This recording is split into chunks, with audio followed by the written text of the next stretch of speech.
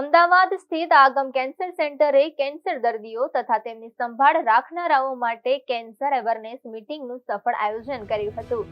આ મીટિંગનો મુખ્ય હેતુ કેન્સર અંગે જાગૃતિ ફેલાવવી, વહેલા નિદાનના મહત્વને ઉજાગર કરવું તેમજ સમયસર અને યોગ્ય સારવાર દ્વારા સારા પરિણામો મેળવી શકાય તે બાબતે માર્ગદર્શન આપવાનો હતો.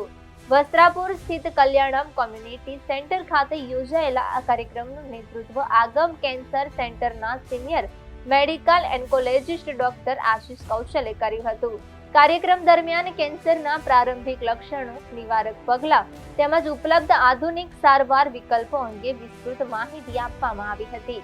કેન્સર સામે લડત આપતા દર્દીઓના વાસ્તવિક જીવનના અનુભવો રજૂ કરવામાં આવ્યા હતા, જેનાથી ઉપસ્થિત લોકોને ઉપયોગી માહિતી સાથે માનસિક પ્રેરણા પણ મળી હતી. અમદાવાદના નિવૃત્ત chief fire officer Rajesh Bhatt મુખ્ય અતિથિ તરીકે ઉપસ્થિત રહ્યા હતા.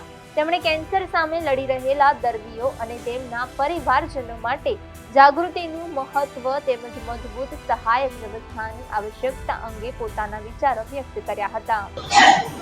મારું નામ ડોક્ટર આશીષ કૌશલ છે. હું આગમ કેન્સર સેન્ટરમાં કેન્સર ફિઝિશિયન છું. આગમ કેન્સર સેન્ટર આજે કેન્સર અવેરનેસનો એક સરસ પ્રોગ્રામ કર્યો છે અને આપણે બધા જાણીએ છીએ કે કેન્સર ઘણા બધા એડિક્શન, તમાકુ કે એલ્કોહોલના લીધે થાય. કેન્સરની સારવાર માટે આપણે ઘણી બધી નવી મોડર્ન ટ્રીટમેન્ટ આવી ગઈ છે. કેન્સર માટે રેગ્યુલર સ્ક્રીનિંગ જરૂરી છે, પણ આ બધું અવેરનેસ આપણે રેગ્યુલરલી સાંભળતા હોઈએ છીએ. આજે અમે કેન્સરની અવેરનેસના પ્રોગ્રામમાં એક જુદી થીમ સાથે આ પ્રોગ્રામ કર્યો છે, જેમાં ઘણા બધા કેન્સરના દર્દી અને એના કેર ગિવર્સ, જે ફેમિલી મેમ્બર્સ હોય, એના કેન્સર વિશેમાં ઘણી બધી નવી ઇન્ફોર્મેશન કે જ્યારે કેન્સર ડિટેક્ટ થાય ત્યારે કેન્સરના દર્દીને કઈ રીતેની સારવાર થઈ શકે છે, એના અંગ આપણે બચાવી શકીએ છીએ, જેને ઓર્ગન પ્રિઝર્વેશન કહેવાય. એને કોઈ સાયકોલોજીકલ ટ્રોમા ના થાય, જેમ કે ટ્રીટમેન્ટના લગતા આડઅસર, એમાં ખાસ કેન્સરની કીમોથેરાપીથી જે વાડ કરી જતા હોય એને બચાવી શકે છે. એટલે મોડર્ન ડિવાઇસ, જેને સ્કેલ કોલિંગ ડિવાઇસ કહેવાય.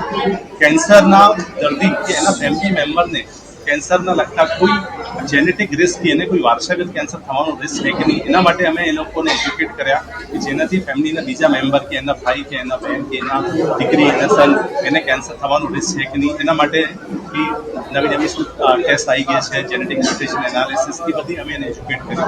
અને છેલ્લે જેવા દર્દી જેને કેન્સર ચોથા સ્ટેજમાં ડિટેક્ટ થાય, જે આપણા દેશમાં બહુ કોમન છે, ઇવન એવા સ્ટેજમાં પણ હવે મોડર્ન ટ્રીટમેન્ટ, જેમાં ટાર્ગેટ થેરપી અને ઇમ્યુનોથેરાપી, અમારી પાસે એવા પણ ઘણા દર્દી અત્યારે ઓડિયન્સમાં છે જેને વર્ષો થઈ ગયા છે અને એ લોકો કેન્સર ચોથા સ્ટેજમાં પણ ક્યોર થઈ ગયા છે. તો હવે કેન્સરની સારવારમાં ઘણો બધો નવી ડેવલપમેન્ટ આવ્યો છે, જેનાથી આગળના સ્ટેજમાં પણ આપણે કેન્સરને ક્યોર કરી શકાય છે.